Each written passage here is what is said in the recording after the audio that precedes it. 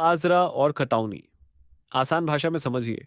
Loan के नज़रिए से जब कोई ज़मीन पर लोन लेने जाता है तो बैंक या फाइनेंस कंपनी ये चेक करती है कि ज़मीन किसके नाम है, कितनी है और कोई पुराना लोन या झगड़ा तो नहीं है।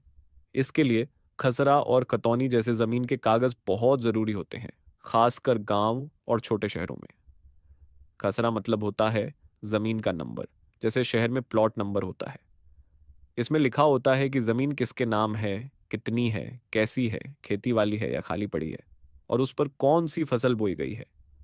अगर किसान के पास 3 खेत हैं, तो हर खेत का अलग खसरा नंबर होगा, जैसे खसरा 101, 102, 103। लोन देने से पहले बैंक खसरा चेक करता है कि ज़मीन किसके नाम है और कहीं पहले से किसी और बैंक में गिरवी तो नहीं है। खसरे में क्या क्या लिखा होता है? खसरा नंबर मालिक का नाम, ज़मीन की कैटेगरी, खेती, गैर खेती, सरकारी या प्राइवेट, बोई गई फसल का नाम, जमीन का उपयोग, खाली खेती आदि, कोई पुराना लोन, झगड़ा या केस तो नहीं। लोन के लिए खसरा क्यों जरूरी है? मालिक का नाम पक्का करने के लिए कोई झगड़ा या पुराना लोन तो नहीं है। ये देखने के लिए जमीन की वैल्यू तय करने के लिए खेती वाले लोन में ये देखना कि किसान ने कौन सी फसल बोई है। 2, खतौनी क्या होती है? खतौनी मतलब परिवार की जमीन की पासबुक। इसमें पूरे गांव में उस परिवार के नाम कितनी जमीन है वो लिखा होता है। जैसे एक आदमी के नाम 3 खेत हैं, तीनों का खसरा नंबर खतौनी में एक साथ जोड़कर लिखा जाता है। इससे बैंक को पता चलता है कि उसके पास कितनी जमीन है। खतौनी में क्या लिखा होता है? खतौनी नंबर, खाता नंबर, मालिक का नाम और पूरा परिवार, कुल जमीन कितनी है, कितना टैक्स लगता है, कोई बंटवारा, बिक्री या विरासत का बदलाव। लाइड लाल डू तिल खसरा और खतौनी में क्या फर्क है?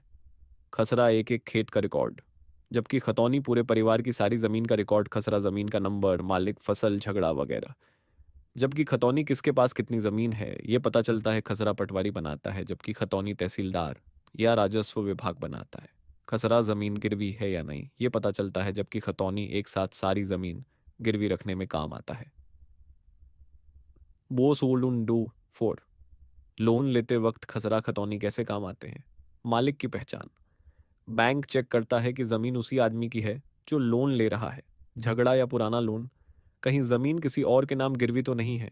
जमीन की वैल्यू तय करना, कितनी कीमत की है जमीन खेती वाले लोन में, कौन सी फसल बोई है ये देखना। 5, खसरा खतौनी कहाँ से मिलेगी? पहली तहसील या पटवारी से दूसरी, राज्य सरकार की ऑनलाइन साइट से, जैसे यूपी भुलेख, हरियाणा जमाबंदी। तीसरी कॉमन सर्विस सेंटर, सीएससी से गांव में। छठी, जमीन गिरवी रखते वक्त क्या दिक्कत आती है? अगर जमीन कई लोगों के नाम है तो सबकी सहमति चाहिए। जमीन झगड़े में फंसी हो तो बैंक लोन नहीं देगा।